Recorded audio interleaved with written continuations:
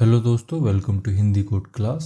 अब तक हमने इस e commerce micro service series में user service, product service, JWT security, image upload, pagination, search, filter सब कुछ कंप्लीट कर लिया है। एंड अब टाइम आ गया है इस प्रोजेक्ट को एंड टू एंड टेस्ट करने का। तो अगर आप समझना चाहते हो कि प्रोडक्शन लेवल प्रोजेक्ट टेस्टिंग कैसे होती है पोस्टमैन के थ्रू, तो इस लेक्चर को लास्ट तक जरूर देखिए। तो चलिए शुरू करते हैं। अब इनको टेस्ट करने के लिए हमें इन सर्विसेज को रन करना पड़ेगा, बट इनका भी एक सीक्वेंस होता है। पहले किस सर्विस को रन करना है, बाद में किस सर्विस को रन करना है।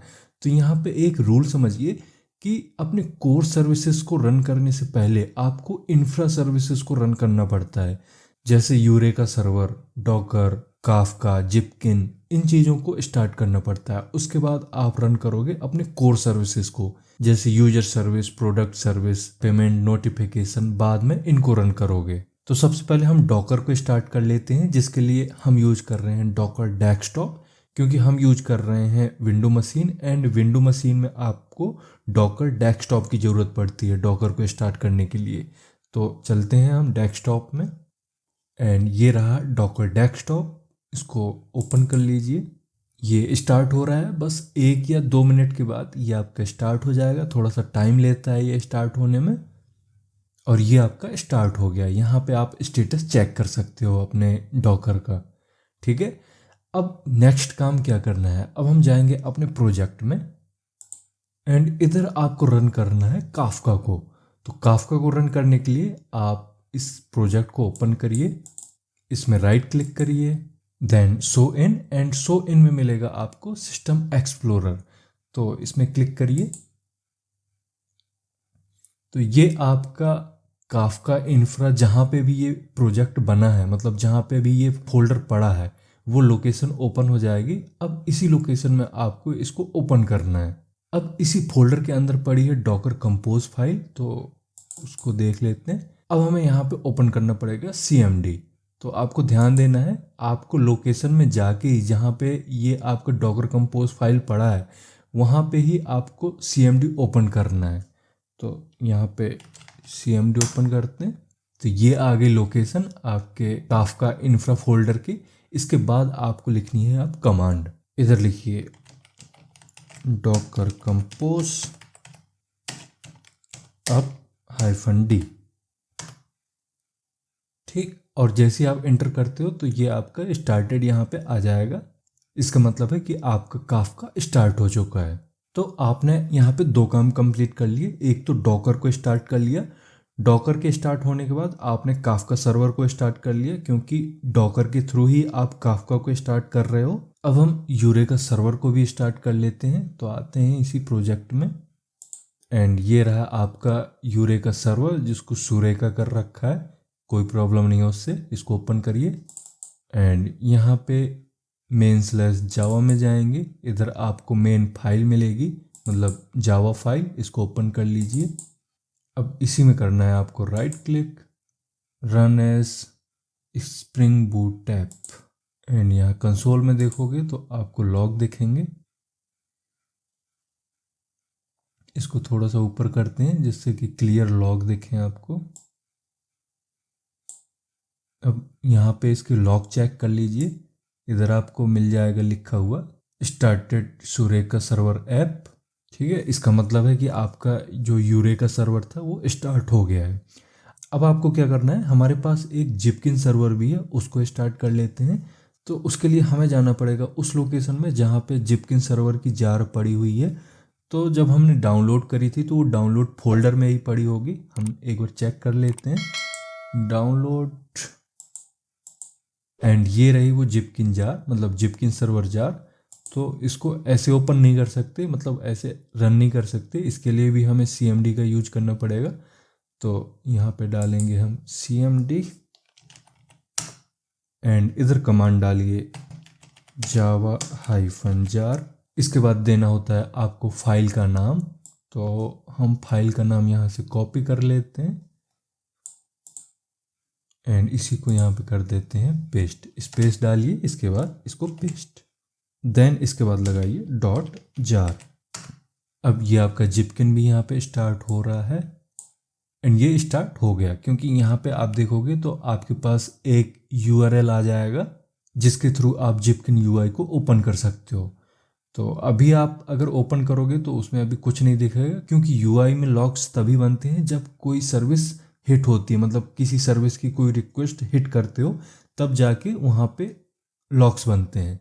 तो ये जिपकिन सर्वर रन कर लिया, इसकी वजह से हमारा जो एप्लीकेशन है, हमारी जो सर्विस है, वो अपने लॉक्स इस जिपकिन सर्वर को सेंड कर पाएंगे। अब यहाँ पे हमारे पास जितना भी इंफ्रा था, जितने भी सर्वर थे, उनको ओपन कर लिया है। अब हम रन करते हैं अपनी कोर सर्विसेज को। तो प्रोजेक्ट में आते हैं एंड इसको मिनिमाइज कर लीजिए। अब यहाँ पे आपको एक ऑर्डर फॉलो करना पड़ेगा, मतलब आप ऐसा नहीं कर सकते हो कि पहले API गेटवे, उसके बाद इन्वेंट्री, फिर नोटिफिकेशन, इस तरह से नहीं कर सकते हो। इसका एक सीक्वेंस होता है। इसमें ये देखना होता है कि कौन सी सर्विस किस सर्विस पर डिपेंड है। तो हम यहाँ पे सबसे पहले रन करेंगे यूजर को, उसके बाद प्रोडक्ट, फिर इन्वेंट्री, इसके बाद ऑर्डर, देन पेमेंट और देन नोटिफिकेशन, एंड लास्ट में जाके ओपन करते हैं API गेटवे को, मतलब लास्ट में रन करते हैं API गेटवे को। ठीक, तो हम सबसे पहले रन करते हैं यूजर सर्विस को। तो इसको ओपन करिए, इसका जो मेन क्लास है उसको ओपन करते हैं, देन इसमें करिए right click, run as spring boot app. अब ये भी यहाँ पे स्टार्ट हो रहा है। यहाँ पे जो लॉक्स हैं, मैं थोड़ा सा इनके बारे में आपको एक्सप्लेन कर देता हूँ जिससे आपको प्रॉपर चीज़ें समझ में आए। यहाँ ऊपर देखोगे तो यहाँ पे कुछ लॉक्स बने हैं, ये यूरेका सर्वर के लॉक्स हैं, बट हमें चाहिए यूजर सर्विस के। तो उसके लिए यहाँ पे आएंगे एंड ये सेकेंड नंबर पे है आपका यूजर सर्विस। देन इसको कर दीजिए पिन करने से क्या होगा, जैसे यूरेका सर्वर हर 30 सेकंड में या 10 सेकंड में कोई लॉग प्रिंट करेगा तो उसमें ये स्क्रीन मूव नहीं करेगी, यहीं पे ही पिन हो जाएगी, तो आप प्रॉपर अपने लॉग्स चेक कर पाओगे। अब इधर ऊपर चलिए। अब यहाँ पे ये कुछ लॉग्स हैं जो काफ़ी बार कंफ्यूजन क्रिएट करते हैं कि ऐसा क्यों हुआ है, यहाँ पे अनडिफाइंड क्यों आ रहा है। एंड एक डाउट ये भी होता है कि क्या इस चीज़ को ठीक करना है या नहीं करना है, प्रोडक्शन में इन चीज़ों को ठीक करना पड़ेगा या नहीं करना पड़ेगा। तो उसको मैं क्लियर कर देता हूँ। यहाँ पे इसमें सबसे पहले लिखा है JDBC URL connecting through data source, and data source का नाम दिया है यहाँ पे हाइक्री डेटा सोर्स। इसका मतलब है कि हमारी ये माइक्रो सर्विस इस डेटा सोर्स के थ्रू डेटाबेस से कनेक्ट हो रही है। अब ये जो डेटा सोर्स है ये हमने प्रोवाइड नहीं किया है, ये स्प्रिंग बूट का डिफॉल्ट JDBC कनेक्शन पूल होता है जो एप्लीकेशन को रन होने पर ऑटोमेटिकली डेटाबेस एप्लीकेशन को कनेक्ट करने में यूज होता है। मतलब अगर हमारे एप्लीकेशन को डेटाबेस के साथ कम्युनिकेशन करना है, मतलब कोई क्वेरी एग्जीक्यूट करना है, तो पहले एप्लीकेशन एंड डेटाबेस के बीच में एक कनेक्शन ब्रिज बनाना होता है, एंड यही काम करता है ये हाइक्री डेटा सोर्स। अब इसमें जो ये हाइक्री पूल 1 है, ये उस कनेक्शन पूल का नाम है जो एप्लीकेशन एंड डेटाबेस को कनेक्ट कर रहा है। ठीक है, तो यहाँ पे दो चीजें क्लियर हुई, एक डेटाबेस एंड एप्लीकेशन को हाइक्री डेटा सोर्स के साथ कनेक्ट किया जा रहा है, एंड उस हाइक्री डेटा सोर्स के जो पूल का नाम है उसका नाम है हाइक्री पूल 1। अब नेक्स्ट है डेटाबेस ड्राइवर, एंड इसकी वैल्यू है अनडिफाइंड एंड अननोन। मतलब हाइबरनेट इस स्टेज पर एग्जैक्ट JDBC ड्राइवर प्रिंट नहीं कर पा रहा है, तो कोई प्रॉब्लम नहीं है। डेवलपमेंट फेज में अगर यहाँ पे प्रिंट नहीं हो रहा है तो उससे कोई इशू नहीं आएगा, बट प्रोडक्शन में आपको application.yml या application.property में सेट करना होता है कि आपका डेटाबेस ड्राइवर का नाम क्या है। इसके बाद बता रहा है डेटाबेस वर्जन। देन इसके बाद ये कुछ हाइबरनेट प्रॉपर्टी हैं, तो इनको भी मैं एक बार एक्सप्लेन कर देता हूँ। इधर सबसे पहले है ऑटो कमिट मोड, इसमें आप ट्रू या फॉल्स सेट करते हो। अब अगर इसमें आप ट्रू सेट करते हो तो इसका मतलब होता है कि जैसे ही कोई भी क्वेरी रन होगी तुरंत वो DB में कमिट हो जाएगी। इस वजह से जो रोल बैक फंक्शनलिटी होती है उसमें आपका कंट्रोल नहीं रहता, मतलब स्प्रिंग कंट्रोल नहीं कर पाता उसको। एंड यही रीजन है कि प्रोडक्शन टाइम पे, मतलब प्रोडक्शन लेवल पे इस ऑटो कमिट को फॉल्स रखते हैं, क्योंकि बाय डिफ़ॉल्ट ट्रू होता है। तो अगर आपने कुछ भी सेट नहीं किया है तो ये ट्रू होगा, बट प्रोडक्शन के टाइम पे इसको फॉल्स करना होता है। इसके बाद दूसरा है आइसोलेशन लेवल। तो इस प्रॉपर्टी के थ्रू हम सेट करते हैं कि एक ट्रांजैक्शन दूसरे ट्रांजैक्शन का डेटा कब, कितना एंड किस स्टेज पर देख सकता है। एंड इसमें 4 तरह के लेवल सेट कर सकते हैं, read uncommitted, read committed, repeatable read and serializable. इसमें से अगर आप कुछ भी नहीं पास करते हो, कुछ भी प्रॉपर्टी सेट नहीं करते हो एप्लीकेशन डॉट प्रॉपर्टी या एप्लीकेशन डॉट YML में, तो ये बाय डिफॉल्ट होता है रिपीटेबल रीड, बट प्रोडक्शन में रीड कमिटेड मोस्टली यूज होता है। इसके बाद है minimum pool size and maximum pool size. तो इसमें आपको कोई वैल्यू देनी होती है जिससे कि हाइबरनेट को पता चलता है कि मिनिमम कितने कनेक्शन रेडी हैं। एंड अगर आप इसे सेट नहीं करते हो तो जो भी मैक्सिमम में वैल्यू पड़ी होती है, मतलब मैक्सिमम पूल साइज में वैल्यू आप डालते हो, सेम साइज वो मिनिमम में भी उठा लेता है। इस वजह से अगर यूज नहीं होते हैं उतने कनेक्शन तो मेमोरी लॉस होता है। इस वजह से प्रोडक्शन में इन दोनों को मेंशन करते हैं। बाय डिफॉल्ट दोनों में 10-10 पड़ा होता है, मतलब 10 minimum size and 10 maximum size. अब रियल एप्लीकेशन में इसका यूज तब होता है जब मान लो आपके एप्लीकेशन में एक साथ 100 या 1000 रिक्वेस्ट आ रही हैं, तो उनको हैंडल करने के लिए आपके पास एकदम रेडी टू यूज कनेक्शंस होने चाहिए, जो जैसे ही रिक्वेस्ट आए तुरंत उसको डेटाबेस से कनेक्ट कर दे। एंड जो भी डेटा फैच करना है क्वेरी को, वो डेटा फैच करेगी या राइट करेगी और रिस्पॉन्स वापस कर दे। इसके बाद वो पूल फ्री, वो कनेक्शन फ्री हो जाता है और दोबारा से वो क्यू के अंदर सेट हो जाता है। तो इस तरह से काम चलता रहता है कि कोई अगर रिक्वेस्ट आती है तो कनेक्शन अपना काम करता है, ये पूल अपना काम कर लेता है, उसके बाद फ्री होने पे दोबारा से ये लाइन में लग जाता है दूसरी रिक्वेस्ट के लिए। अब आगे ये सारी चीज़ें ठीक चल रही हैं। यहाँ पे आप देखोगे इधर आप एक एक करके पूरे लॉग्स समझ सकते हो, देख सकते हो। इसमें नो JTA प्लेटफॉर्म अवेलेबल है, मतलब ये JTA जावा का एक स्टैंडर्ड API है जो ट्रांजैक्शंस को मैनेज करता है। मतलब जैसे आप ट्रांजैक्शनल एनोटेशन यूज करते हो तो उससे क्या होता है, जितने भी डेटाबेस ऑपरेशंस हैं या तो सारे कमिट हो जाएंगे या फिर सारे रोल बैक हो जाएंगे।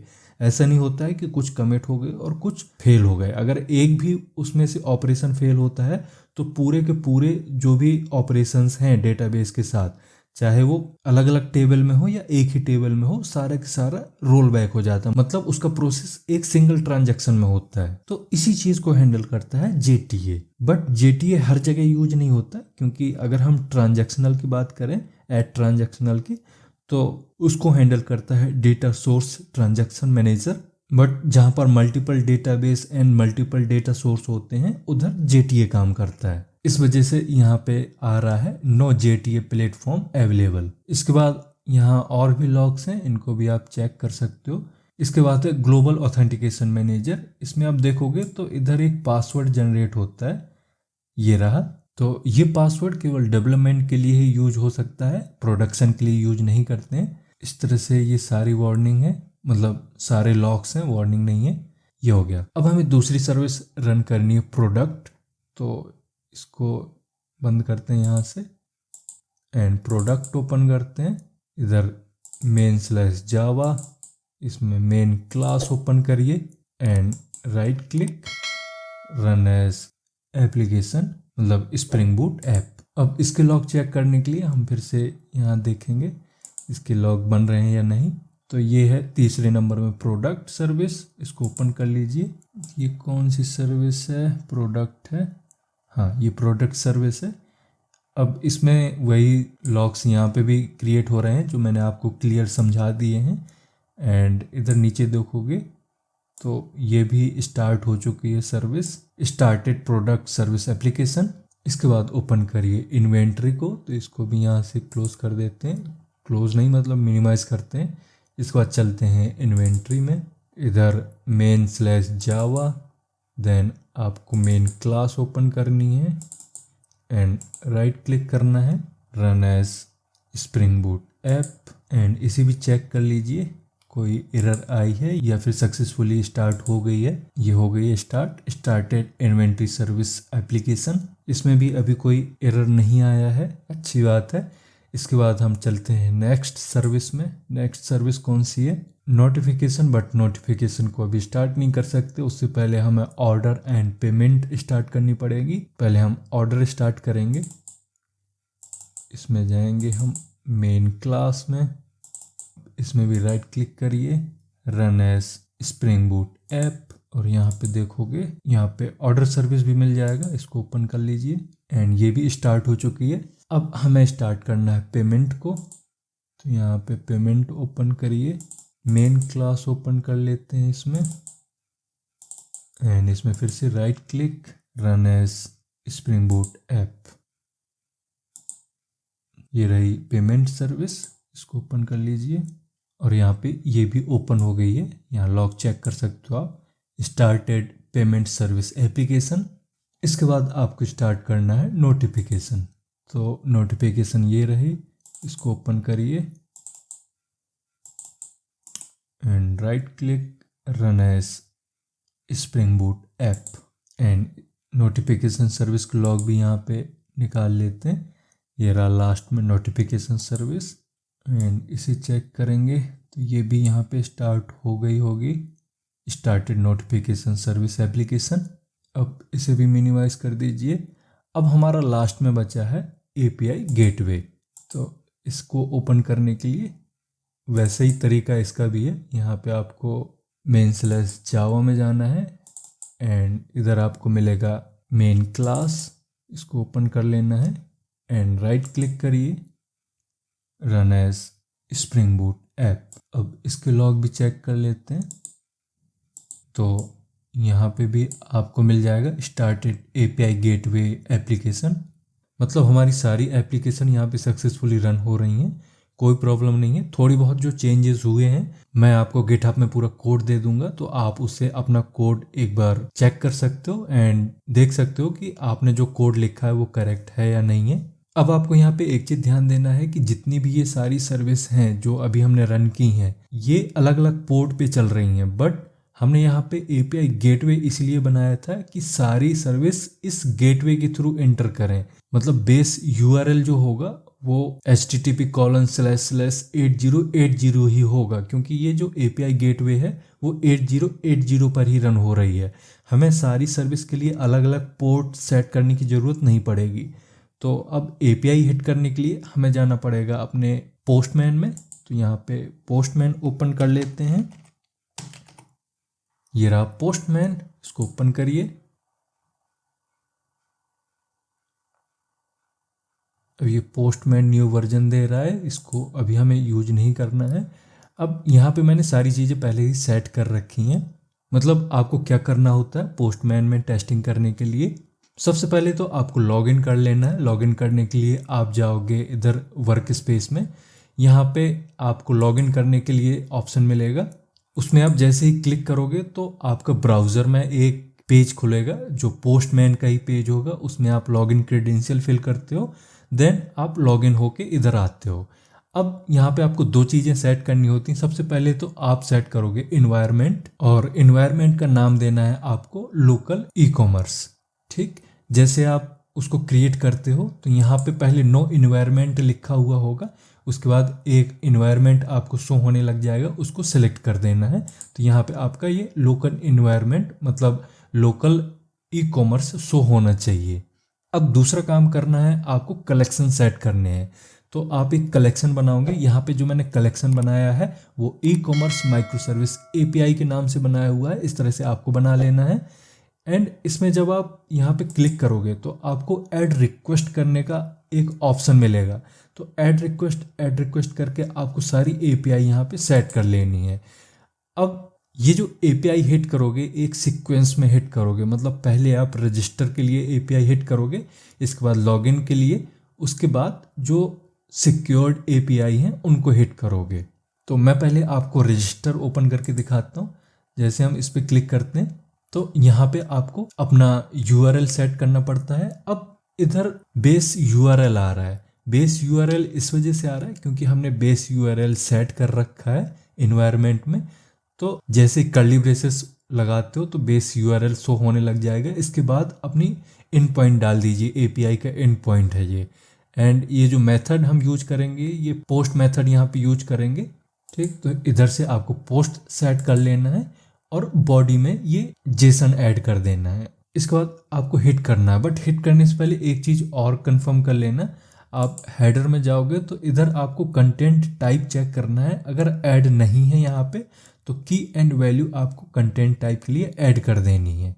ठीक, अब ये बॉडी है। अब इसमें इसके अलावा कुछ नहीं करना होता। अब करते हैं हम इसको सेंड। तो ये आपका 201 क्रिएटेड आ गया यहाँ पे कोड, मतलब आपने जो भी यहाँ पे रिक्वेस्ट हिट की है वो सक्सेसफुली क्रिएट हो चुकी है, मतलब आपका एक यूजर क्रिएट हो गया। देन इसमें भी आपने इस लॉगिन इन पॉइंट को यहाँ पे सेट किया एंड जो रिक्वेस्ट है वो पोस्ट सेट की। अब इसमें एक काम और करना होता है, यहाँ पे टेस्ट में आपको ये कोड डालना पड़ता है। इस कोड की वजह से जो भी रिस्पॉन्स आएगा उस रिस्पॉन्स में टोकन भी आएगा, तो टोकन इस पोस्टमैन में ऑटोमेटिकली सेट हो जाएगा, इस पोस्टमैन इन्वायरमेंट में ऑटोमेटिकली सेट हो जाएगा, जिसकी वजह से जो भी सिक्योर एपीआई हम हिट करेंगे उसमें हमें बार बार टोकन ऐड नहीं करना पड़ेगा, ऑटोमेटिकली टोकन वहाँ पे ऐड हो जाएगा, उन रिक्वेस्ट पे ऐड हो जाएगा।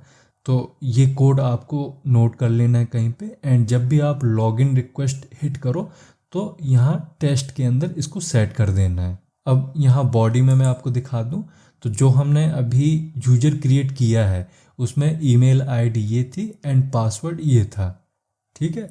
अब हमें इस ईमेल आईडी एंड पासवर्ड के थ्रू इस यूजर को लॉगिन करना है, तो यहाँ पे करिए सेंड एंड ये सारी चीज़ें यहाँ पे आ गई, आपका टोकन आ गया और दूसरा टोकन टाइप दिख रहा है यहाँ पे, user ID, email and name, ये सारी चीज़ें, ये सारी इन्फॉर्मेशन डेटाबेस से आ रही हैं। इसका मतलब आपका जो यूजर है वो लॉगिन हो गया। अब तीसरे नंबर पे जो हमारी रिक्वेस्ट है, मतलब जो हमने रिक्वेस्ट ऐड की है यहाँ पे, वो किसी पर्टिकुलर आईडी का यूजर फैच करने के लिए है। तो ये सिंपल एक क्वेरी है, जो मतलब सिंपल एपीआई है जो आपने बना रखी थी अपने यूजर माइक्रो सर्विस में। तो इसमें आप डायरेक्ट यहाँ पे करते हो सेंड और ये आपका पूरा डेटा आ गया डेटाबेस से, जो भी आपने सेट किया है, जिसकी आईडी आपने दी है उसका पूरा डेटा आ गया। इस तरह से ये सारी एपीआई आपको हिट कर लेनी है। इसमें मैंने कुछ ही एपीआई सेट की हैं, इस तरह से बहुत सारी एपीआई हैं जो आपने अपने प्रोजेक्ट में बनाई हुई हैं, उनको इस तरह से आपको चेक कर लेना है एक के बाद एक। अब आपको ध्यान ये रखना है कि जितनी भी सिक्योर्ड एपीआई हैं उनके लिए यहाँ पे ऑथ सेट करना ज़रूरी है। मतलब इस तरह से आप टाइप एंड उसका टोकन यहाँ पे जो भी JWT आ रहा है वो सेट कर दोगे, एंड इसके बाद भी अगर कोई एरर आ रहा है आपके कोड में किसी भी सर्विस को रन करने में या पोस्टमैन के थ्रू किसी भी एपीआई को हिट करने में, तो मुझे कमेंट के थ्रू बताइए, तो मैं उसको रिजॉल्व करने की कोशिश करूँगा। अब हम मिलते हैं नेक्स्ट लेक्चर में। Thank you.